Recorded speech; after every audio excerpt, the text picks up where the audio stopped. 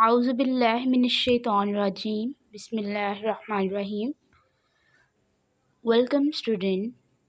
Today my topic is direct and indirect speech.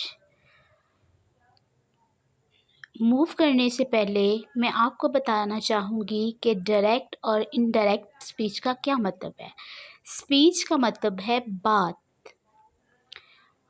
Direct ऐसी बात जो आपके ज़ुबान से निकल रही है उसको कहा जाता है डायरेक्ट स्पीच।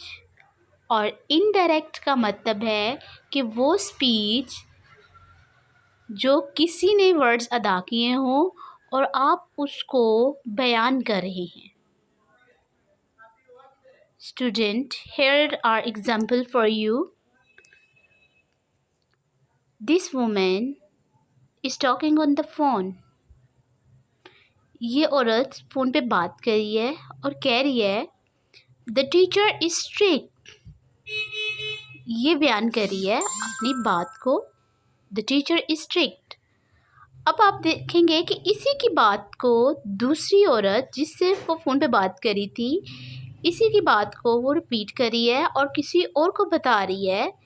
तो इसमें वो कह रही है she said the teacher was strict. बात वही है लेकिन ये दूसरा पर्सन कह रहा है।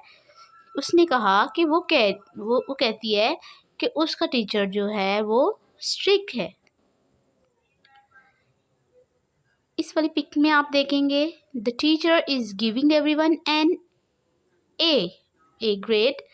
यह आदमी किसी को बता रहा है कि टीचर जो है हर एक को ए ग्रेड दे रही है।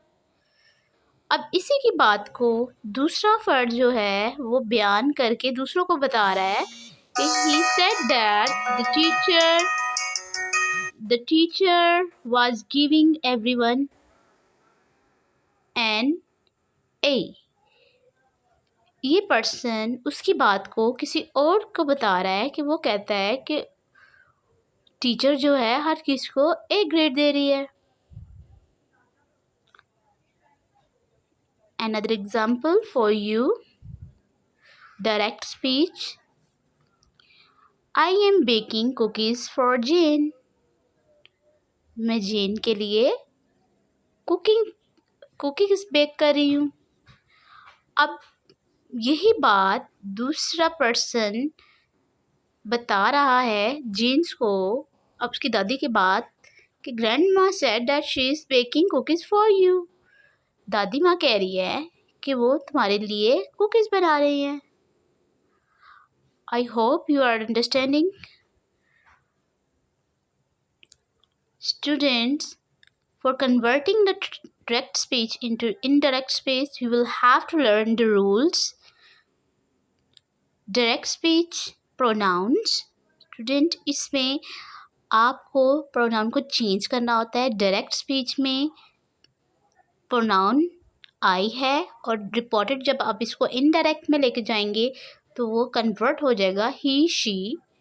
स्टूडेंट, आपके सामने ये टेबल है, इसको अच्छी तरह से मेमोराइज़ कर लें क्योंकि डायरेक्ट को बनाने के लिए ये मैंडेटरी है कि आप इनको मेमोराइज़ कर लें। अगर आपको ये मेमोराइज़ नहीं होंगे तो फिर आप इस काबिल नहीं हो पाएंगे कि आप डायरेक्ट स्पीच को इनडायरेक्ट में कन्वर्ट कर लें। ये प्रोनाउन थे, इसको अच्छी तरह से रिवाइज़ करें। आपके सामने कुछ वर्ड्स हैं।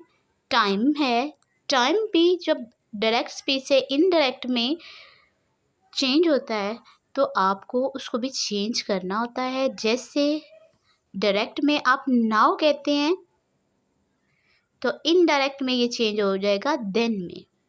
हेयर है तो there, this, that, these, those. इसी तरह से ये जो आपको the rest of the words हैं you will have to memorize it properly. Rule 2 ये था। रूल 2 स्टूडेंट आपके सामने ये है कि टेंसेस भी चेंज होते हैं। जो मेन चीज़ है वो हमारी टेंसेस का चेंज होना है। टेंसेस को चेंज करना है आपने। I like ice cream. स्टूडेंट ये डायरेक्ट स्पीच में प्रेजेंट इंडेफिनिट था, लेकिन जब हमने इसको इनडायरेक्ट में करना चाहा तो इसमें हमने चेंज कर दिया टेंसेस को, वर्ब को। जब सिंपल प्रेजेंट सिंपल होगा तो इनडायरेक्ट में पास्ट सिंपल होगा। कंटिन्यूस, अगर प्रेजेंट कंटिन्यूस है तो ये पास्ट कंटिन्यूस में होगा। स्टूडेंट आपके पास ये हाईलाइटेड वर्ड जो हैं इनको अच्छी तरह से देखें और याद रखें कि कौन सा टेंस किस में चेंज होगा।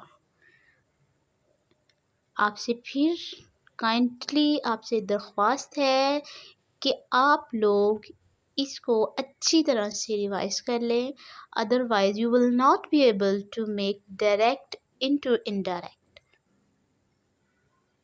Thank you.